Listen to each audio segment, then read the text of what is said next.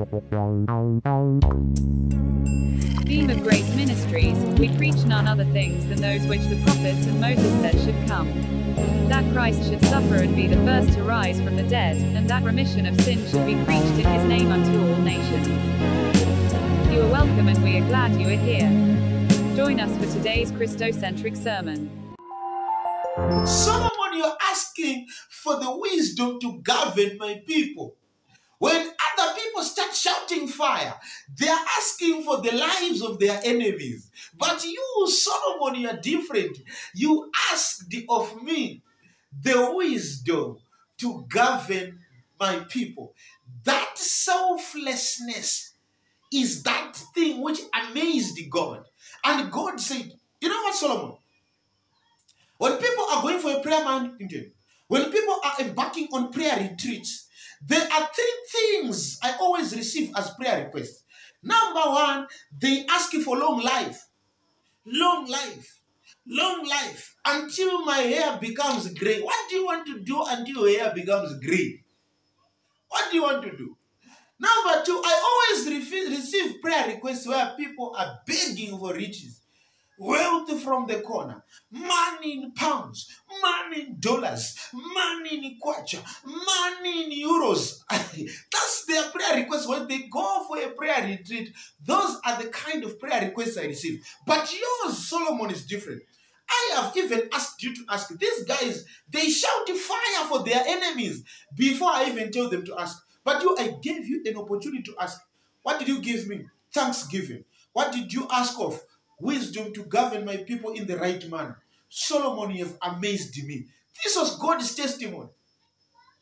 Now, instead of you learning from the way Solomon asks, you go to God with the prayer request of by fire, by thunder. All enemies die by fire. All my witches in the village die by fire. God is saying, Solomon, you've done well by not asking for the life of your enemies. You go on the knees, asking for the lives of your enemies. All witches die by fire.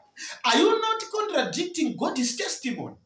God is saying, Solomon, you did well. Why? Because you did not ask for the lives of your enemies. You go on your knees, you do the contrary. What God is saying is well. That's the opposite you're doing. You're going to ask for, you're shouting fire and God. God is sending fire to hammer my enemies. God is sending thunder to my village and they kill all the witches. Who told you there are witches in a village? God here, verse number 11, it's very rich. God opened up and he revealed what he receives every time from mankind. I'll repeat verse number 11. And God said unto him, because thou hast asked this thing, which thing? You asked for wisdom to govern my people in the right manner. And hath not asked thee for thyself for a long life. Everyone else is asking for a long life. You asked for a good thing. What does this verse mean? It means God is tired of receiving prayers about long life, my riches, my wealth, my promotion, my husband, my children. Everything which comes out of your petition, it's a my. Selfishness. In other words, your prayer points are opposite, directly opposite the prayer points of Solomon. Yet God confirmed and affirmed that Solomon's prayer points are a good thing to make. All witches die by fire, by thunder in the name of Jesus. God says, you did not ask for the life of your enemies. That is a good thing, Solomon. What do you shout in prayer? What do you shout on a prayer mountain? Are you not killing all witches and wizards in your village? Are you not asking for the lives of your enemies? And God is saying, Solomon, what you ask is good. What about yourself on the mountain? You are not like these fools shouting by fire, by thunder in the mountains. You have done a good thing.